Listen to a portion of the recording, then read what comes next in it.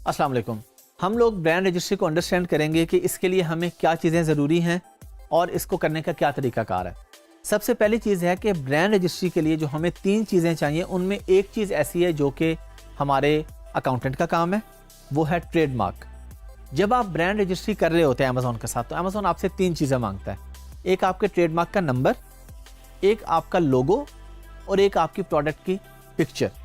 अच्छा, ट्रेडमार्क के लिए अब हमारे पास क्या क्या चीज़ें चाहिए। ट्रेडमार्क 2 चीज़ों पे हो सकता है, आपके टेक्स्ट पे भी हो सकता है और लोगो पे भी हो सकता है। इसका क्या मतलब है, अगर मैंने एक ट्रेडमार्क रजिस्टर किया जी यूके में, मैं कहता हूँ जी मुझे ट्रेडमार्क रजिस्टर करना है, और ये ट्रेडमार्क आप रजिस्टर किसके साथ करते हैं, गवर्नमेंट के साथ। जो भी किसी भी मुल्क की गवर्नमेंट होती है, उनका सरकारी इदारा जो होता है ट्रेडमार्क को जो डील करता है, उसके साथ आप करते हैं और उसकी कुछ फीस होती है। वो फीस आप अपने अकाउंटेंट को पे करते हैं, वो फीस आगे पे करता है और आपको ट्रेडमार्क लेकर दे देता है। अच्छा, ट्रेडमार्क मैंने कहा टेक्स्ट और इमेज। मेरा नाम हाफिज़ अहमद है, मैं कहता हूँ जी मुझे हाफिज़ अहमद ब्रांड जो है वो ट्रेडमार्क बना के दे दो। तो अकाउंटेंट कहता है जी ठीक है, मैंने ये टेक्स्ट आपका अप्रूव करवा दिया है, इतना टाइम लगेगा, हो जाएगा। यूके में नॉर्मली 60 डेज़ तो पब्लिश होने के बाद लगते हैं, यूएसए में 8 से 12 महीने भी लग जाते हैं। तो आपकी जैसे ही प्रोडक्ट हंट होती है, फाइनल होती है, क्योंकि प्रोडक्ट आपको पता होना ज़रूरी है ट्रेडमार्क के लिए। ऐसा नहीं है कि मैंने हाफिज़ अहमद रजिस्टर करवा लिया यूके में और मेरा दिल किया मैं मोबाइल की केबल बेचूं तो अब मैं केबल बेच लूं। ये डिपेंड कर रहा होगा कि मैंने हाफिज़ अहमद किस कैटेगरी में रजिस्टर किया। अगर मैंने क्लास 24 में किया तो मैं टेक्सटाइल बेच सकता हूं, मैं मोबाइल के चार्जर नहीं बेच सकता। उसके लिए मुझे अलग क्लास में अपने आप को ट्रेडमार्क को रजिस्टर करवाना होगा, उसकी अलग फीस होगी। इमेज पे भी आप कर सकते हैं, लोगो पे कर सकते हैं। लोगो अब क्या होगा, मैं हाफिज़ अहमद का कोई भी लोगो डिज़ाइन करवा लूँ, या हाफिज़ अहमद जो टेक्स्ट है उसी को मैं एक डिज़ाइन में लिख लूँ। जिस तरह डिज़ाइन में अब जिस तरह फॉन्ट चेंज करना आप कहते हैं, अब मैं लोगो को भी रजिस्टर कर सकता हूँ। आइडियली हम दोनों करते हैं, हम कहते हैं जी टेक्स्ट को भी कर दें, टेक्स्ट भी ये मेरा होगा, इसका ओनर मैं हूँ, और डिज़ाइन भी साथ ही कर दें। ये अच्छा होता है। वैसे कोई एक भी हो तो कुछ केसेस में प्रॉब्लम नहीं होती, लेकिन कहीं ना कहीं प्रॉब्लम हो सकती है। तो जब हम इतना बड़ा काम करने जा रहे हैं, हम किसी भी ग्राफिक डिज़ाइनर को कहेंगे जी ये मेरा नाम है, कोई भी नाम है, XYZ जी मेरे ब्रांड का नाम है, इसका कोई डिज़ाइन तो बना दे, कोई लोगो बना दे, वो आपको छोटा सा कोई भी लोगो बना देगा। अब आपके पास ट्रेडमार्क नंबर भी आ गया, ब्रांड लोगो भी आ गया और प्रोडक्ट की पिक्चर भी आ गई। अब ये 3 चीज़ें आप अमेज़ॉन को देंगे तो अमेज़ॉन कुछ दिनों में या कुछ हफ्तों में, ये वेरी कर रहा होता है, ये फिक्स टाइम नहीं होता। तो नॉर्मली 1 से 2 हफ्ते या 3 हफ्ते भी लग सकते हैं, ज़्यादा टाइम भी लग सकता है, 2 दिन में भी हो सकती है, लेकिन आइडियली 2 से 3 हफ्ते लगते हैं और आपका प्रोडक्ट, आपका ब्रांड अमेज़ॉन के साथ रजिस्टर हो जाता है।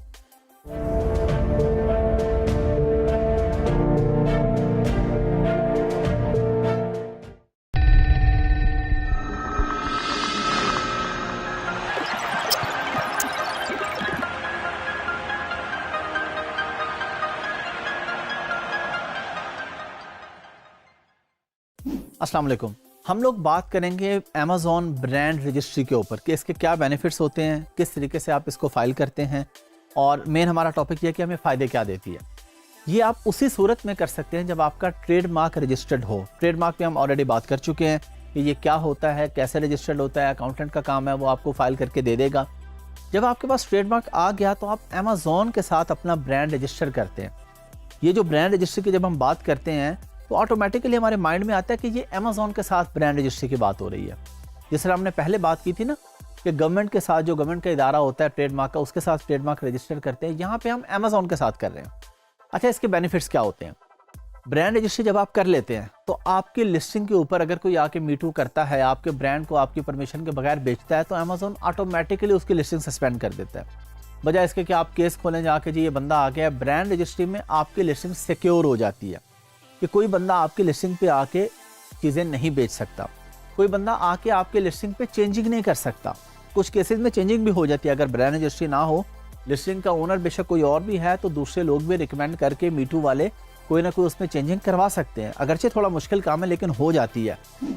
फिर हम इसके अंदर आ जाते हैं, A+ कंटेंट आपको मिल जाता है। A+ या इसे हम कहते हैं EBC content, enhance brand content. Enhance brand content आपको सिर्फ मिलता है अगर आपकी ब्रांड रजिस्ट्री है तो। EBC होता क्या है, बहुत आसान है, मैं आपको पहले दिखा चुका हूँ, अमेज़ॉन लिस्टिंग वगैरह में मैं आपको ये चीज़ें बता चुका हूँ। लेकिन आप अमेज़ॉन पे जाएं, कोई भी प्रोडक्ट लिखें और उसकी डिस्क्रिप्शन का जो पेज है नीचे, टाइटल छोड़ दें, बुलेट पॉइंट छोड़ दें, एंड पे जो डिस्क्रिप्शन है, अगर उसमें सिर्फ टेक्स्ट लिखा हुआ है तो वो EBC या A+ नहीं है। EBC या A+ का मतलब है कि उसके अंदर पिक्चर्स भी आ रही हैं। एक तो प्रोडक्ट के साथ पिक्चर आ रही है ना, वो नहीं, डिस्क्रिप्शन में पिक्चर्स के साथ टेक्स्ट आ रहा है तो वो EBC कंटेंट है। हम कहते हैं जी अगर हम नहीं करते ब्रांड रजिस्ट्री, EBC नहीं मिलता तो क्या फ़र्क पड़ेगा? सेल्स पे फ़र्क पड़ेगा। आप खुद सोचें कि अगर आप एज अ बायर कोई चीज़ ख़रीदने जाते हैं, एक बंदा आपको तस्वीरों के साथ बता रहा है जी देखें ये कॉर्नर पे ये है, दरमियान में ये है, राइट साइड पे ये है, लेफ्ट ये है। एक बंदा जो है वो सिर्फ इतना बड़ा पैराग्राफ आपको लिख के दिखा देता है। तो एज अ बायर आपको क्या अट्रैक्ट करेगा? ऑफ कोर्स वो करेगा जो पिक्चर्स के साथ बता रहा है, तो ये ज़रूरी है।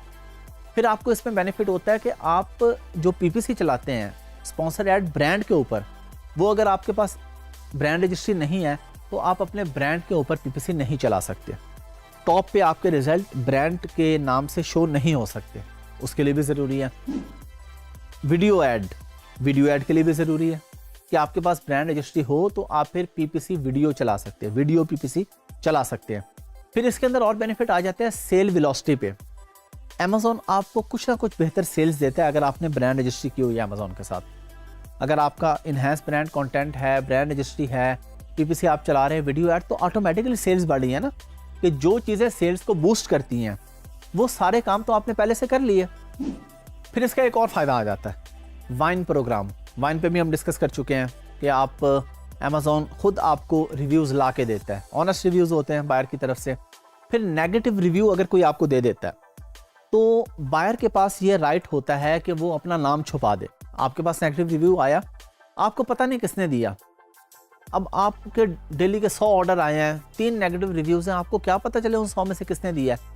तो अगर आपकी ब्रांड रजिस्ट्री होगी तो अमेज़ॉन आपको ये सहूलत देता है कि आपको उस बायर की इन्फॉर्मेशन आ जाती है, आप उसको ईमेल करके उससे रब्ता करके उससे बात कर सकते हैं कि जी मुझसे मिस्टेक हुई है, ये गलती थी, मैं आपको रिप्लेस कर देता हूँ या रिफ़ंड कर देता हूँ। आपको बायर का कॉन्टैक्ट मिल जाता है वाया ईमेल, तो ये बहुत बड़ा बेनिफिट है। अगला बेनिफिट आ जाता है कि आप जो चेंजिंग करते हैं अपने लिस्टिंग के अंदर, तो बाज़ केसेस में अगर आपके पास ब्रांड रजिस्ट्री नहीं है, आप चेंजिंग करते रहते हैं, वो अमेज़ॉन पे शो ही नहीं होती।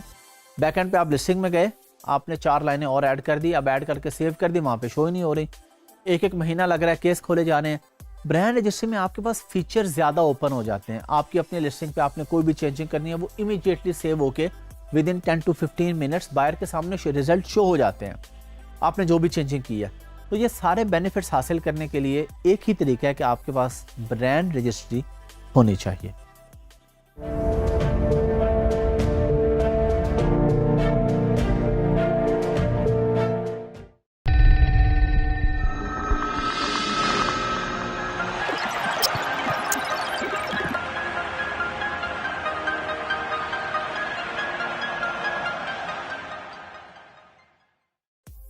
अस्सलाम वालेकुम।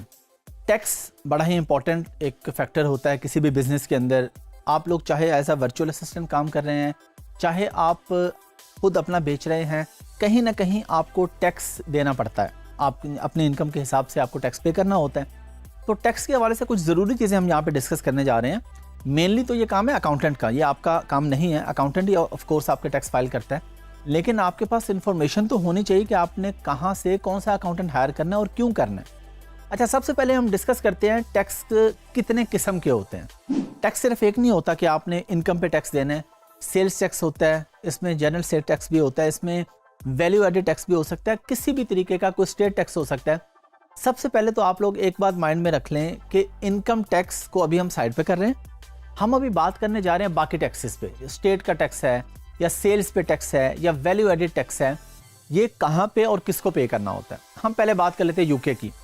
अच्छा, यूके में जब आप लोग सेल करते हैं तो आपको पे करना होता है वैट, जिसे हम कहते हैं वैल्यू एडेड टैक्स। ये होता है 20% वैट देना होता है।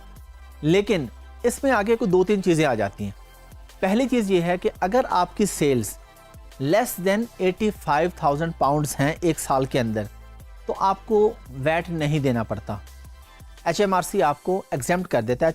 HMRC टैक्स डिपार्टमेंट है यूके का, जिस तरह पाकिस्तान में FPR है। अब वैट में आगे फिर 2 कैटेगरीज हैं। एक आ जाता है फ्लैट स्कीम वैट और एक आ जाता है नॉर्मल जनरल वैट, जिसको हम बोलते हैं। फ्लैट स्कीम में ये होता है कि अगर आपकी सेल्स लेस देन 230,000 पाउंड्स हैं, यानी 2,30,000 पाउंड से अगर आपकी सेल कम है एक साल के अंदर, तो आप फ्लैट स्कीम में जाते हैं जहां पे आप वैट पे करते हैं 7.5%। अगर आपकी सेल्स 2,30,000 से ऊपर है तो फिर आप 20% वैट पे करते हैं। फ्लैट में ये होता है कि आप वैट क्लेम भी नहीं कर सकते। वैट क्लेम क्या होता है कि आपने $1,000 का सामान मंगवाया यूके में या 1,000 पाउंड का मंगवा लिया, तो आपने पोर्ट पे उसका वैट पे किया, 20% वैट आपने पे किया 200 पाउंड्स। अब जब आप उसको बेचेंगे 1,500 का या 1,600 का या 2,000 का, तो अब 2,000 की सेल पे आपका वैट बनेगा 400, तो आप 400 नहीं पे करेंगे, 200 आप ऑलरेडी पोर्ट पे पे कर चुके हैं, तो अब आप बाकी 200 पे कर देंगे, पिछले 200 के उनको इनवॉइसेस दे देंगे, तो टोटल वैट आपने पे किया 20%। अब इसके अंदर एक चीज़ ये भी आ जाती है कि अगर आपने वो वैट क्लेम करना है जो आपने पोर्ट पे दिया था, आपकी सेल्स इतनी ज़्यादा है कि आप कहते हैं मैंने वो भी तो क्लेम करना है, तो फिर आप नॉर्मल 20% पे चले जाएंगे। अच्छा, वैट का इस चीज़ से कोई ताल्लुक नहीं है कि आपकी प्रोडक्ट प्रॉफिट में है या लॉस में है, आप महंगी बेच रहे हैं या ब्रेक इवन पे या सस्ती बेच रहे हैं। वैल्यू एडेड टैक्स होता है सेल्स के ऊपर, प्रॉफिट पे नहीं होता। ये हम यूके की बात कर रहे हैं। तो यूके में जब आप ये काम करेंगे तो आपको 20% वैट डे फर्स्ट से ही पे करना पड़ेगा अगर आप एक्सपेक्ट कर रहे हैं सेल 2,30,000 से ज़्यादा या 85,000 पाउंड से ऊपर। एक बात यहाँ माइंड में रख लें कि जब आप ये वीडियो देख रहे होंगे, हो सकता है तब HMRC का रूल चेंज हो चुका हो, उसने 85,000 पाउंड को 95,000 कर दिया हो या 75 कर दिया हो। तो ये चीज़ें कुछ आपको अपडेट रहना पड़ेगा। आप देख लेंगे HMRC की वेबसाइट पे या गूगल पे जाके देख लेंगे या आपका अकाउंटेंट आपको बता देगा। USA में क्या होता है कि अमेजोन आपका जो टैक्स है, जो भी किसी स्टेट का टैक्स है, वो बायर से डायरेक्टली कलेक्ट करता है और स्टेट को पे कर देता है। उसमें हमने ये नहीं करना होता कि हम बायर से लें और फिर हम स्टेट को पे करें, हम रिटर्न तो हमने फाइल करनी है, उसके हम अभी बाद में बात करेंगे प्रॉफिट में। तो किसी भी कंट्री के अंदर जो सेल्स टैक्स या वैट टैक्स वगैरह होता है वो हमने डे फर्स्ट से या जो भी उसकी रिक्वायरमेंट है, जहाँ तक एग्जेम्पशन है, उसके बाद वो हमने पे करना ही करना है, चाहे हम प्रॉफिट में हैं चाहे लॉस में हैं। अब हम बात करते हैं इनकम टैक्स के ऊपर कि इनकम टैक्स हमने कहाँ पे करना है। इनकम टैक्स बेसिकली हमने पे करना है जिस कंट्री से हम बिजनेस ऑपरेट कर रहे हैं, जहाँ पे हमारा बैंक अकाउंट है जिसमें पैसे आ रहे हैं, जहाँ पे हमारी कंपनी है जिसमें पैसे आ रहे हैं, हमने वहाँ पे टैक्स पे करना है। ये एक बड़ी कन्फ्यूजन होती है। फॉर एग्जाम्पल, आपका क्लाइंट आपको मिलता है ऑस्ट्रेलिया से, ऑस्ट्रेलिया का क्लाइंट मिल गया आपको अपवर्क पे या फाइवर पे या लिंक्डइन पे, फेसबुक पे। अब वो आपको कहता है जी मैंने अमेजोन USA पे बेचना है, amazon.com पे अमेरिका में बेचना है। अब वो आपसे पूछता है जी टैक्स का क्या होगा। आप उसे बताएंगे कि आप अकाउंट अगर ऑस्ट्रेलिया से बनाएंगे, आपकी कंपनी ऑस्ट्रेलिया में है और ये बिजनेस में होता है कि कंपनी किसी और जगह पे है, बिजनेस कहीं और कर रही है, ये एक नॉर्मल चीज़ है। तो आप अपने क्लाइंट को बताएंगे कि अगर आपकी कंपनी ऑस्ट्रेलिया में है, आपको अमेजोन जो एवरी 2 वीक्स के बाद पेमेंट करेगा वो ऑस्ट्रेलियन अकाउंट में करेगा, तो आप ऑस्ट्रेलिया में इनकम टैक्स पे करेंगे। USA में आप सिर्फ स्टेट टैक्स पे करेंगे। UK में अगर करें तो आप सिर्फ वहाँ पे वैट पे करेंगे। अब हम एग्जांपल लेते हैं, क्योंकि हमने टैक्सेशन के बाद में पाकिस्तान की बात भी की, तो पाकिस्तान में आप कब टैक्स पे करेंगे। पाकिस्तान में आप टैक्स पे करेंगे अगर आप अमेजोन पे सेल कर रहे हैं और आपका अकाउंट, आपकी कंपनी पाकिस्तानी है, पाकिस्तान अमेजोन की सेलर लिस्ट पे शामिल है, और अल्लाह करे शामिल रहे। इस पे ये आपने और हमने, हम सब लोगों ने ख्याल करना है। अगर हम एथिक्स का ख्याल नहीं करेंगे तो हो सकता है अमेजोन में सस्पेंड कर दे। इस चीज़ से हमने हमेशा बचना है, अच्छा काम करना है, प्रॉपर काम करना है, टैक्सेस पे करने हैं। तो हम अगर पाकिस्तान में कंपनी खोलते हैं और वो कंपनी सेल करती है अमेजोन USA में या अमेजोन UK में, तो हम इनकम टैक्स पाकिस्तान में पे करेंगे। अगर आप कहते हैं जी हमारी कंपनी UK में है और UK में कंपनी होना ज़रूरी है, USA में अमेजोन पर बेचने के लिए कंपनी का होना ज़रूरी नहीं है। अगेन रूल्स कभी भी चेंज हो सकते हैं। USA में क्या है कि आप एज एन इंडिविजुअल भी अमेजोन पर सेल कर सकते हैं, बिजनेस कर सकते हैं। UK का जो टैक्स डिपार्टमेंट है HMRC, वो ये कहता है कि अगर आपने UK में बेचना है अमेजोन पर, तो आपको एक कंपनी खोलनी पड़ेगी। अब जब आपने कंपनी वहाँ पे खोली, पेमेंट वहाँ पे आ रही है, तो अब आप इनकम टैक्स UK में पे करेंगे अपना प्रॉफिट एंड लॉस का जो होगा। तो डे फर्स्ट से आपको इनकम टैक्स तो नहीं पे करना। ज़ाहिर आप पहला साल गुजरेगा, उसके बाद प्रॉफिट होगा, ब्रेक इवन होगा, लॉस होगा, जो भी बिजनेस के साथ हो रहा है उस हिसाब से आप पेमेंट करेंगे, लेकिन आप रिटर्न फाइल करेंगे। और अगर आप फ्रीलांसर हैं और आप इतने पैसे कमा रहे हैं, अभी तक तो जब मैं ये वीडियो बना रहा हूँ, अभी तक तो पाकिस्तान में उन्होंने कहा जी फ्रीलांसर्स के लिए 0 टैक्स है जी, रजिस्टर्ड फ्रीलांसर्स के लिए। हो सकता है कभी फ्यूचर में हो भी जाए, तो अपने आप को रजिस्टर लाजमी करें FPR के साथ, उनके रिकॉर्ड में रहें, उनको बताएं कि जी इतनी पेमेंट्स मुझे आ रही हैं, पेमेंट अपनी रिकॉर्ड पे लेके आएँ, ताकि फ्यूचर में जब आप कोई भी काम करते हैं, कोई घर बनाते हैं, गाड़ी खरीदते हैं, आपको ये खतरा ना हो कि मुझसे आके सवाल किया जाएगा पैसे कहाँ से आए हैं। ये बड़ी इंपॉर्टेंट चीज़ है। टैक्स से कभी बचने की कोशिश ना करें। माइनर सा टैक्स होता है, कुछ परसेंटेज होती है और वो आपकी इनकम पे होती है, आपके प्रॉफिट पे होती है। अगर आपको लॉस हुआ है बिजनेस में तो आपको टैक्स नहीं देना होता। इनकम टैक्स की मैं बात करूँ तो इनकम टैक्स के लिए हमेशा आपने ये कोशिश करनी है कि रजिस्टर्ड होना FBR के साथ, ताकि आपकी इनकम टैक्स फ्री हो और आपका पैसा प्रॉपर वाइट हो। आपने अच्छा खासा काम करना है, मुल्क में डॉलर्स लेके आने हैं, अपना भी फ़ायदा करना है, मुल्क का भी फ़ायदा करना है और टैक्स बचाने की तरफ नहीं जाना। टैक्स बचाने में मैं एक बात करता होता हूँ, मुझे बाज़ दफ़ा 1-2 लोगों ने कहा कि कोई ऐसा तरीका कि टैक्स बचाया जा सके। मैंने कहा बिल्कुल एक तरीका है, आप दुआ करें कि अल्लाह कभी आपको इतने पैसे दे ही ना, इतना अमीर ही ना करे कि आपको टैक्स देना पड़े। ये सबसे बेस्ट फार्मूला टैक्स बचाने का। अगर आप चाहते हैं कि आपको टैक्स ना देना पड़े तो अल्लाह ताला से दुआ करें कि अल्लाह आपको कभी पैसे ही ना दे, तो फिर आपको टैक्स भी नहीं देना पड़ेगा। तो मैं तो कहता हूँ आप ये दुआ करें कि अल्लाह आपको इतना पैसा दे कि आप लाखों करोड़ों में टैक्स पे करें। ये दुआ करनी चाहिए अल्लाह से कि मेरा टैक्स ही लाखों में जाए। टैक्स लाखों में कब जाएगा? जब आपके पास करोड़ों में इनकम होगी, तभी जाएगा ना टैक्स लाखों में। तो हमेशा टैक्स जो है वो देने की कोशिश करें, ज़रूर दें, पाकिस्तान हो या कोई भी कंट्री हो। ये नहीं है कि मैं सिर्फ पाकिस्तान की बात कर रहा हूँ। आप कहते हैं जी मेरी कंपनी यूके में है, मैं यूके में टैक्स नहीं देता तो मैं बड़ा अच्छा काम कर रहा हूँ। आप अच्छा काम नहीं कर रहे। अगर आप प्रॉफिट कमा रहे हैं, आप पैसे कमा रहे हैं और आप चाहे यूके में हैं, ऑस्ट्रेलिया में हैं, अफ्रीका में हैं, किसी भी कंट्री में हैं, आपको प्रॉपर टैक्स ज़रूर पे करना चाहिए। मैं शॉर्ट से आपको दोबारा बता देता हूँ, जो इनकम टैक्स है वो आप उस कंट्री में पे करेंगे जहाँ से बिज़नेस ऑपरेट कर रहे हैं। बाकी जो सेल्स टैक्स है, वैट है और जो टैक्सेस है इस तरह के, वो आप उसी कंट्री में सेल्स के ऊपर पे करेंगे। प्रॉपरली आप ये काम करने के लिए जब भी आप इस फील्ड में जाएंगे तो आप उस कंट्री में अकाउंटेंट ढूंढेंगे जहाँ पे आपने टैक्स फाइल करना है। इनकम टैक्स के लिए अगर पाकिस्तानी अकाउंट है तो पाकिस्तानी अकाउंटेंट, अगर यूके में है तो यूके का अकाउंटेंट, और हमेशा लोकल अकाउंटेंट हायर करना है आपने, यानी जिस कंट्री में टैक्स पे करना है।